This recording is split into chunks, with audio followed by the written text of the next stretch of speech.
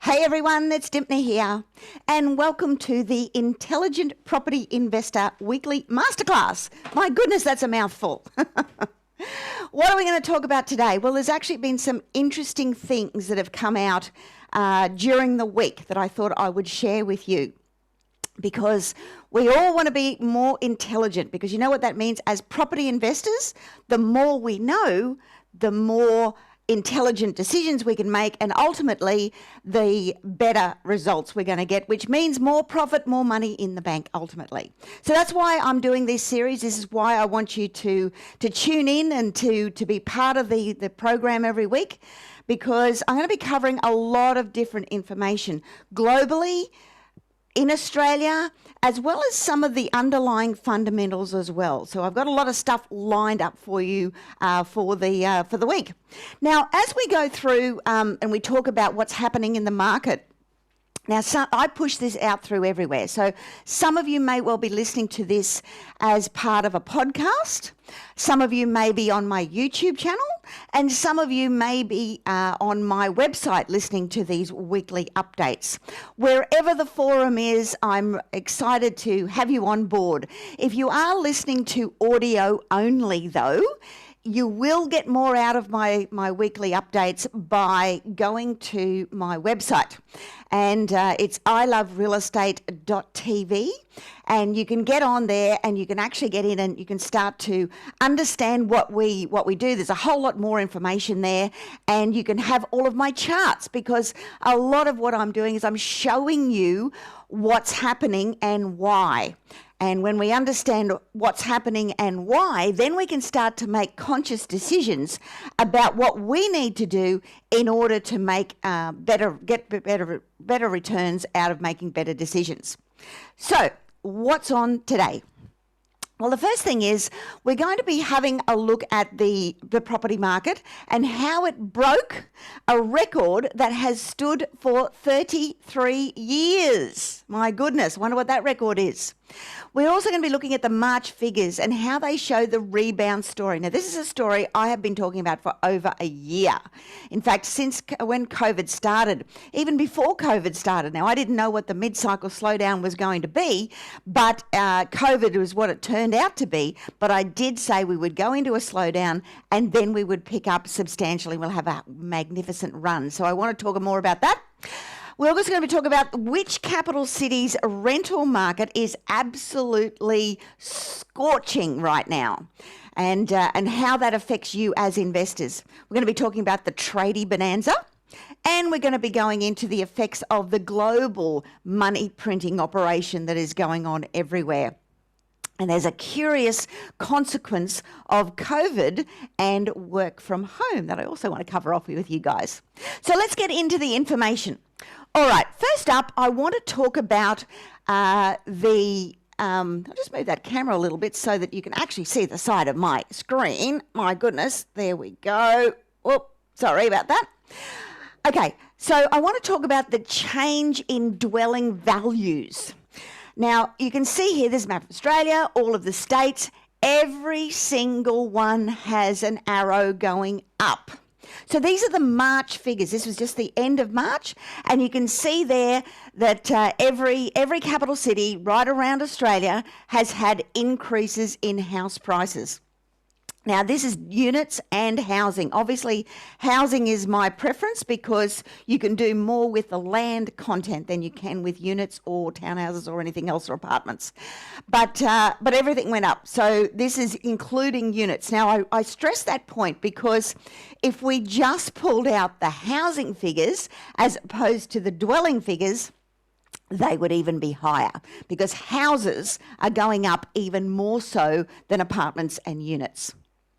Now, we move on to this from CoreLogic, and it talks about the price index.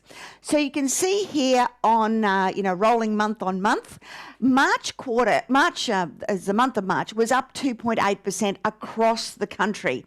Now that includes, some of the states or the capital cities which were a little bit lesser. But just visually, look at this. I'll just put it on the big screen for you. Visually, look at this. This red line here at the end is how much we increased just on a month-on-month basis last month. And this is what I've been predicting all the way along. This is why we're starting to see charts like this one, where the national home prices are 7% above where we were when we started from the troughs, not from the beginning, from the trough in September. So the September trough was probably the worst of it as far as pricing is concerned across most of the capital cities. Now, I've got 5 of the major capital cities here. Sorry for those who aren't on the chart. But you can see here we're already up 7% from the bottom of where we got to with COVID. And as you can see with the charts, we're already above where we were pre-COVID. So that's really, really good news. And what it means is we're going to see a lot more stability in the market, because if you think about it, if the market had just tracked along the way it was going, our pricing would actually be higher than it is right now. So, this recovery is predictable, and this is what I've been saying to you guys. This recovery is predictable, and the further surging in this is also predictable. There's a few other factors here at play. Now, this is the March home prices, and they've gone up 2.6%. This is the fastest increase that we've had in a single month since 1988, would you believe? Now, that's the big record, the record that we've cracked. Since 1988, we have not had a single month increase as big as this. Massive, right? And when we start to think about on a year-on-year basis, it's 6.1%, which is pretty jolly good. So why is the property market the bumper crop of 2021? Why is it, the soybean when soybeans are good, or the wheat when wheat is good? Property is your bumper crop this year. Why is that? Well, one of the big reasons, apart from a lot of the underlying fundamentals of demand and supply and all those other things, is yield. Now, this is some recent figures that have just come out. This is on the return that you get on your investment.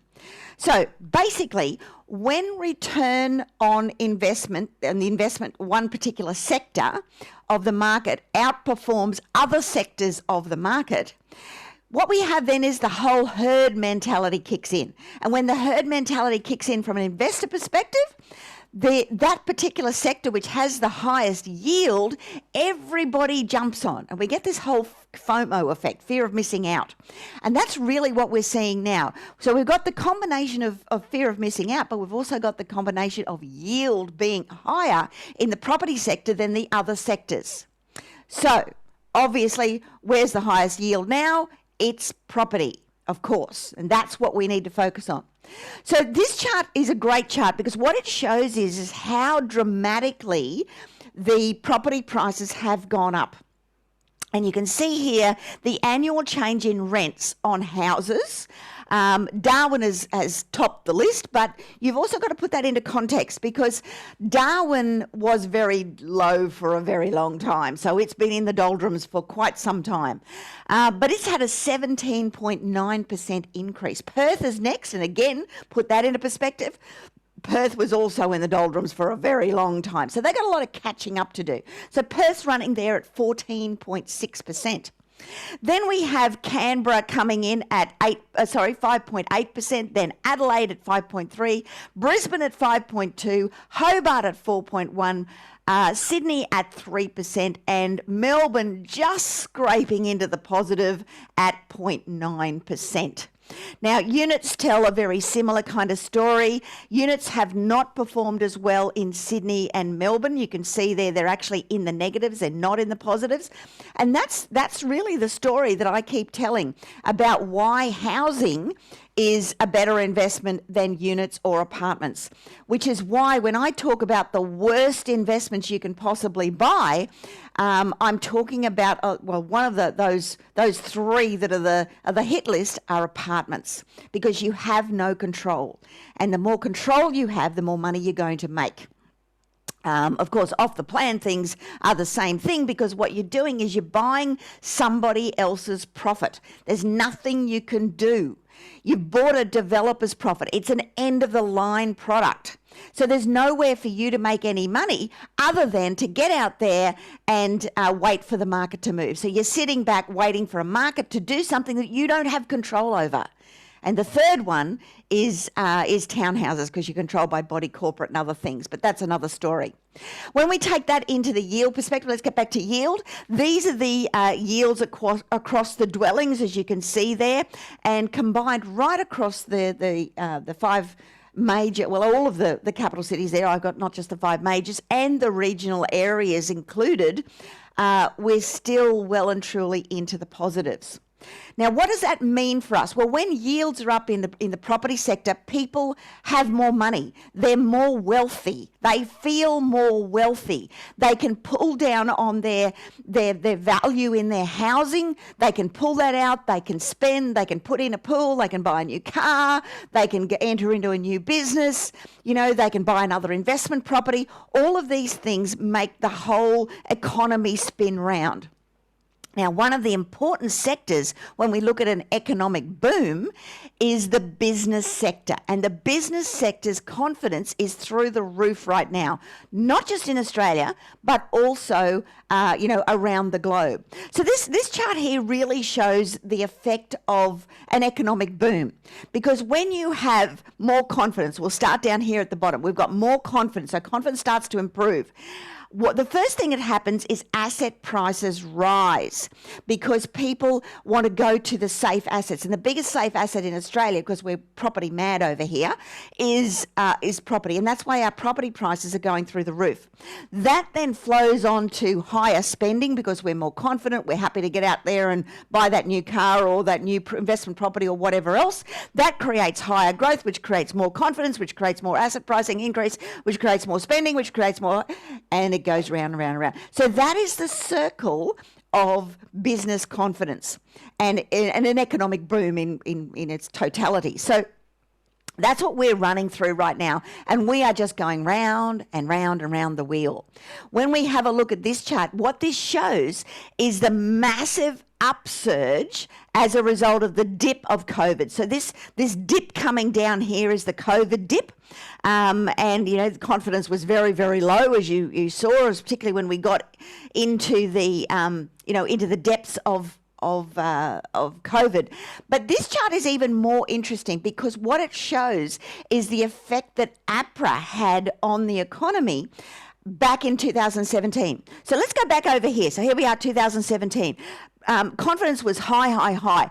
What happened here in 2017 is APRA, which is the controlling body that governs the banks, they stuck their sticky nose where it really wasn't wanted or needed because they were trying to cool the Sydney and the Melbourne property markets. So they put a kibosh on the banks. Now, it's very easy to bash the banks. They're an easy target, if you like. But they went way too far.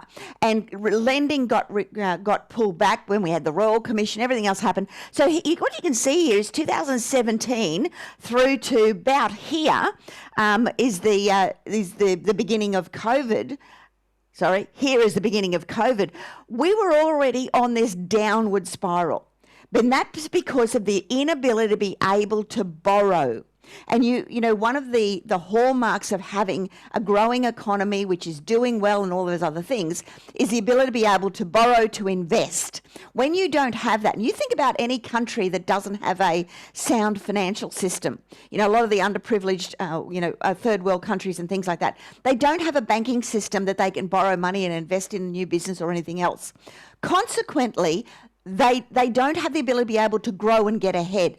We do, but we get stymied by our political system. So that's what we see down here. This is the government basically stepping in because they control APRA, going and controlling a banking industry, not just any one bank, but a whole banking industry, and cooling the economy. Now, I am more for a free economy than I am a communist country. And I'm afraid a lot of the regulations, we are stepping further and further and further towards higher and higher regulations, which takes us further towards communism than capitalism. Now think about that. They're very strong words. But that's exactly what's going on right now. Every time we legislate to have more control over this and more control over that and more control over something else, what you're doing is you're pushing us further and further into communism. Whole one world order and all that kind of, conspiracy theory, it kind of gets backed up by a lot of this stuff. Anyway, get off that. What we're seeing here is that's government control pushing us down into the recession that we end up having. Now, obviously, we can blame COVID, and sure, it was COVID that put the final nail in the coffin, but it started back in 2017. They realised they went too far. COVID hit at the same time, so they'd go, oh my goodness, we get down on bended knee, please, banks, start lending. We'll lift all of those restrictions we put on you. You've got to get out there. You've got to start supporting. We're going to change all the rules so that you can start supporting the economy again, because they realise they've gone way too far. So that's when we start to see this confidence really start to pick up, and that's the end of 2020 into 2021. We are screaming. We are absolutely screaming right now. This chart is another one that shows the business confidence, because you've got to have business confidence in order to create jobs, and jobs create money for the households. Jobs gives you, money to spend on the groceries and all the other things. The whole economy starts to go round again. So we've got to start creating jobs. Now, this is the business confidence across, the states, and you can see there that the biggest turnaround in confidence is actually in WA. WA because of the mining industry. Coincidentally, we're also going through a mining boom at the same time, particularly iron ore rather than coal, but iron ore. New South Wales is next. Victoria's been hit pretty hard with the whole lockdown thing, so it's not performing the way it normally would. Victoria would normally be up there with New South Wales, and it's not because of all of the Andrews lockdowns and whatever. So the others here, we've got South Australia, Queensland and Tasmania pretty much running along in the same vein. So pretty good. Then we have the Tradie Bonanza. Oh my goodness. Oh, to be a tradie right now. You can pretty much charge what you want because you are so much in demand. I am exceptionally happy to have my team in play. I pay them on time. As soon as they give me the bill, I pay the bill, which means when you do that with your tradies, they look after you. And because I'm doing a lot of building and construction and a whole lot of other things, I need a lot of tradies. And I have got the best team ever because I look after my team. Now, I advise all of you to do the same thing, because it's the tradies that are going through this massive, massive boom time right now. And you can see here, this is the lending in the construction industry. Now, this has been exacerbated, if you like, by the Builders Boost. Now, the Builders Boost is now finished. It finished at the end of March. But all of that creation of all of this new housing and renovations and other things has created a massive surge in lending. You combine that with my previous discussion about APRA and saying, please, you've got to start lending again. This is what the surge that we are seeing. It's a massive surge that we are seeing in lending to new construction. So that's a good thing, and that obviously is all the tradies getting involved there and everything else. And when the tradies have got money, they're out there spending, doing things as well, which is keeping that economy ticking along and doing very, very well, which is why our economic figures are so good right now. This shows the resi building approvals. Now, we entered COVID in a massive, massive undersupply, and again, I'm going to bash APRA here, but APRA caused that. APRA caused that undersupply because when they put all those restrictions on the banks, all of the big boys pulled out of the market, and we stopped lodging applications because we couldn't sell the thing that we were going to produce at the other end because nobody could get their finance. We had plenty of demand, but we had no finance. So that's what this pullback has all been about. We've just started to turn that around. We're just starting to lodge all those applications. Most of it at the moment is in the low-rise resi sector, so the housing, because that's what's being fueled by what was the building boost. not the building boost, the home builder boost, beg your pardon, the home builder boost. And that's what, has fueled all of this and fueled the lending in this sector. But we're starting to see the big boys come back into with their high-rise apartments and other things. So this is also part of that home builder boost was also the ability to be able to claim up to $150,000 on a $150,000 renovation. You could claim the builder's boost on that as well. So we see here, not as dramatic, obviously, as new housing, but you can see here that increase that we have in loans for renovations. Now, it's not a huge sector of the market, but even just showing you that upward shift. And look at when we've last had those. This was when we were getting ready around the things are hotting up before APRA got involved at the end of 2017, and then we had that run up through to where we started with GFC. Now, the construction industry obviously is the one that's having the biggest boom, and the mining industry, but I thought I'd focus on the construction industry this week. So what you see here is this massive turnaround in job vacancies. So we need people basically in the construction industry. So if you've ever thought of doing a trade, if you ever wanted to get reskilled into the construction industry, you're never going to get a better time than now. And I tell you, oh my goodness, some of the trades pay exceptionally well. I was looking at some charts. I actually haven't got them here, but I was looking at some charts in pay rates comparing a plumber to a lawyer. Well, guess who gets paid more? It's the plumber. It's not the lawyer. So there's some interesting stats for you. So if you want to change industries, if you want to get outdoors and you want to start working with your hands, I'm telling you, the tradies have got it all going on right now, and there's plenty of jobs available to you guys as well.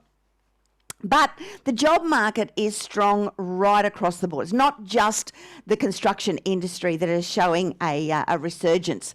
And this chart really shows this. Job vacancies increased strongly again in February by 13.7%. That is massive. Now, that's after already coming up 23.3 to another record high and lifting 26.8% on a year-on-year basis. And that is the fastest increase we have had in the creation of jobs and job vacancies since 2010.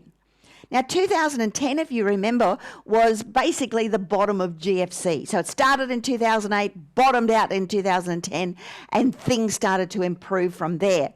Well, that's what we're seeing right now. We're seeing that improvement. We're seeing that turnaround. Every way you look at it, property prices are going to go up.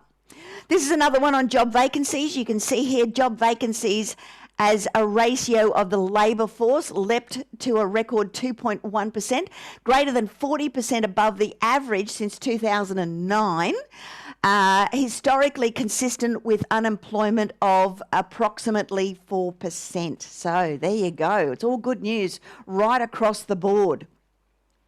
So look, let's just stop there for a moment, and I want to recap for a moment as to where we've got to so far. So, we've talked a lot about the Australian economy and particularly the property industry over the last few weeks, and I've been doing all of these masterclasses for you on a weekly basis so that you can be a more intelligent property investor and make better decisions and make better profits. That's the end game. Let's just make better profits, because this period of time that we are in right now, I'm telling you, it has the potential to set you up for the rest of your life. The next 3 to 5 years are going to be very, very crucial to you to make sure that you can, that you can have your house paid off. You can have your income replaced. That's the reality in the next 3 to 5 years. That's why I'm so excited to get this information out to you guys, because it's not in mainstream media. It's just not there. No one's telling this kind of raw data. I mean, it flicks up on a few economics forums and blogs and things like that. But the mainstream media aren't picking this stuff up. Seriously, if you want to replace your income, if you want to have choices, if you want to set up a legacy, if you want to have intergenerational wealth for your children, your grandchildren, and whatever to come, these next 3 to 5 years are going to define your livelihood and how much wealth your family creates. because we are not going to face this period of time like we are right now with the opportunities that are there right now for another 15 years. Well, we'll have a brief reprieve in that time, but it'll be 15 years before we face this particular opportunity that we're seeing right now. That's how crazy it is. So what I'd like to do is take a couple of minutes, and if you're okay with that, I'm going to take a couple of minutes just to go through how I can help you accelerate that and accelerate your wealth.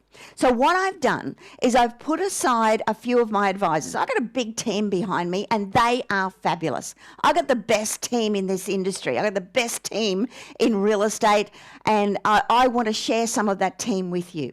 So what I've done is I've set aside a few time appointments. Now, I've told the advisors I want you to do a really good job with the consults. I want to give everybody a 60-minute free consult on where you're at, where you want to go, and the best things you can do to get there.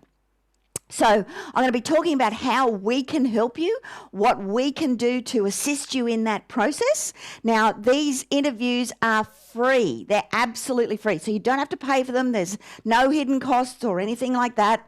All the details are here that you can just click on and get one of those consults. Now, I don't have a huge number of them, obviously. My advisor's times is very, very valuable. So if you book a time, make sure you write it in your diary and make sure you turn up on that time, because you're tying up that time that somebody else could have benefited from if you don't turn up. So there's only a few placements there. Jump on there, make an appointment with one of my advisors and let them go through what your goals, dreams, aspirations are, and actually how to get there in the most intelligent, profitable manner.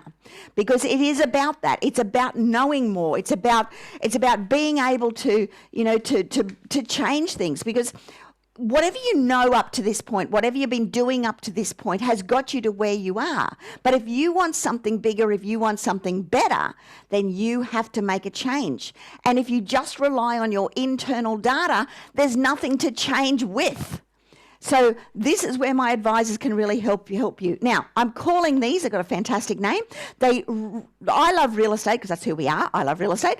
I love real estate breakthrough sessions, and that's what I want them to be for you. A breakthrough session so that you can, you can take advantage of these next few years. Now, I've got the link that you go to. If you're listening to this, then I've got the link. It's going to be iloverealestate.tv / I think it's questions / but I'll get to that at the end as well. So keep listening and I'll give you the actual link because I've got it written on a slide for you.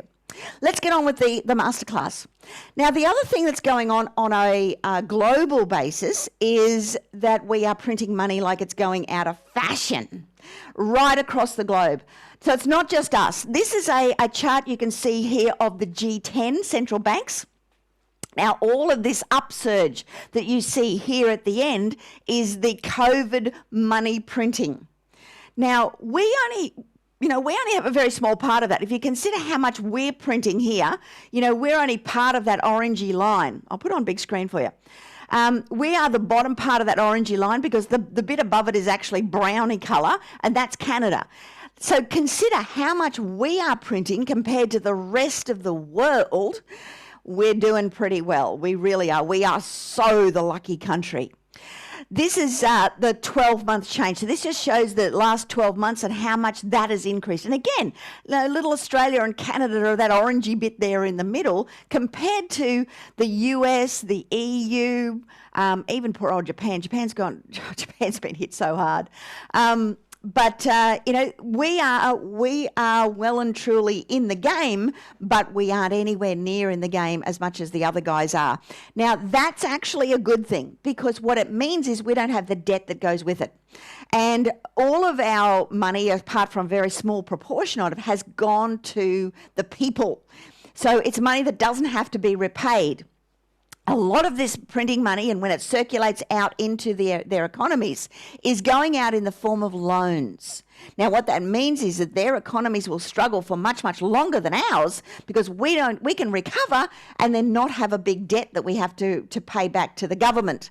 Now, obviously, we've got sovereign debt, but when you look at us from a debt perspective, we're a lot lower than most other Western countries. In fact, we're one of the lowest. I think New Zealand's out there with us, but other than that, we're out here in the low end of the market, and we're handling COVID the best. This chart shows you high money growth, how high money growth reflects large saving accumulation. So what we're looking at here is a lot of that money that's going out to the general population is going into savings. So they're actually accumulating, they're stockpiling, particularly on a global basis. Now, that means that their economies are going to be slower to respond. We've gone through that and we're already out the other side. So we are now starting to spend again, which a lot of the other countries aren't. So that's why our economy is a leader from a building perspective and a recovery perspective, particularly for property. So, a bit of a recap. The markets are doing very, very well. We've broken one of a 33-year record. With our property pricing, etc. The March figures they really show that rebound story. Rents are higher, which means there's going to be even more of a story to tell here because people will start jumping into the real estate market to get those higher yields. The tradies are going berserk. And globally, the printing money, every time in history over the last 100-odd years where we have printed money, guess what happens? Share market goes up, property market goes up. And that is exactly what is going on right now, right across the globe, including Australia. Now, the other great thing that's happened this week with some figures coming out is we're seeing this massive global recovery in trade. Let me just tell you a personal story here. I've been importing building products and other things for my own jobs for some time now. And during COVID, I tell you, to try and get a ship, let alone a container that was available to put your stuff in to get it over here, was a nightmare, an absolute nightmare. Well, that's all starting to free up. Now, the reason it was caused is because during COVID, places, big ports like Brazil and even Singapore to a large extent, but, the Philippines and a lot of these places, India was a big one, where they had severe COVID implications. Their ports shut down. So we had ships sitting in ports. We had, stockpiles of containers. So there was no empty containers to put the stuff in to get it somewhere else. And oh boy, it was a nightmare, an absolute nightmare. So that's starting to work its way through the system. We seem to be out the other side because the ships are now moving around, trade's starting to happen, and world real exports, and that's what this here shows, are definitely on the rise. So over here is where we're looking at world real exports, which is the greeny colour one, and the composite indicator, which is across the board. So what we're seeing there is a massive increase. Trade is returning. And just from a trade perspective, when we start to talk about business confidence, we started with that, we talked about jobs and all of those things. Everywhere except for Latin America, because they are still really struggling with COVID. Everywhere else, the business confidence is high. It's only in Latin America where it's less than 50%. Most people think it's going to go bad. Going to get worse. The rest of the world is seeing a much, much brighter picture. So that's been a good thing. Now, a little sideline to the economy stuff, which will have an impact long term, particularly for office space and things like that, is the rise in work from home. So whether you're over here like this lady with screaming kids who's pinched your glasses and now you can't see your computer, or whether you're with this guy who's got all under control and he's working from home and he's more efficient and he doesn't have commute time. There's all ends of the scale here. This is a chart that actually shows, it was a survey that was done, and it shows how many days would you like to work from home in a post-COVID environment. Now, a lot of people said 5 days, which was interesting. 4 days, not so much. 3 or 2. So there's still a large percentage that still want to go into work. And Quite a lot said never. Now, they're the ones with little kids, I bet you, and trying to homeschool at the same time.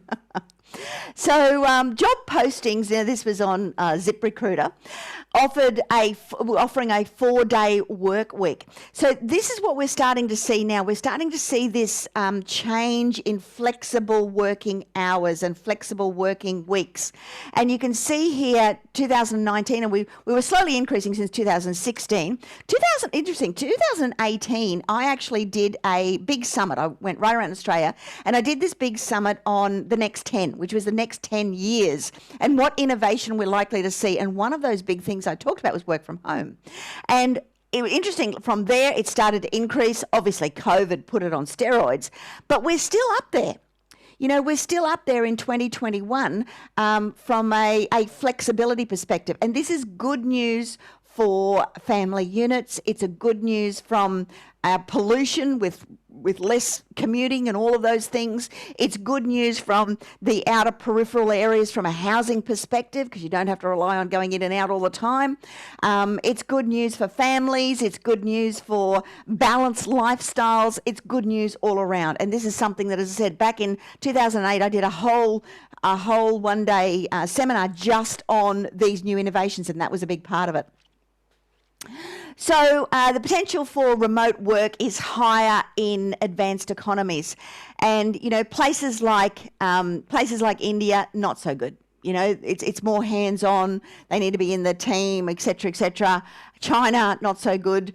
The ones that really kind of shine are places like Germany and England, where technology is better, infrastructure is better, all of those other things. So we're going to see it as a leader in the advanced world, and the rest of will probably follow suit in time, but it's not going to be quick. Change in visitors to workplace. This is just another one that shows the same thing. Basically, you know, we're starting to see, that turnaround and more working from home. So just to finish off, I want to talk about a truth bomb. So I've always got a truth bomb for you every week. Well, this is the next one I want to talk about.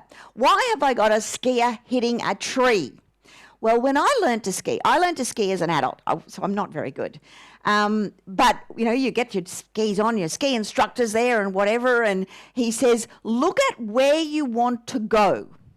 So you're going down the hill and you're looking over here and you're looking over there, and then you see those trees and you go, don't hit the tree, don't hit the tree, and you're looking at the tree, look at the tree. What happens? You hit the tree. You get what you focus on. That's it. You get what you focus on. That's my big truth bomb for the week. I want you to start thinking about what you want, not what you don't want. Because the more you focus on the tree, the more you're going to hit it.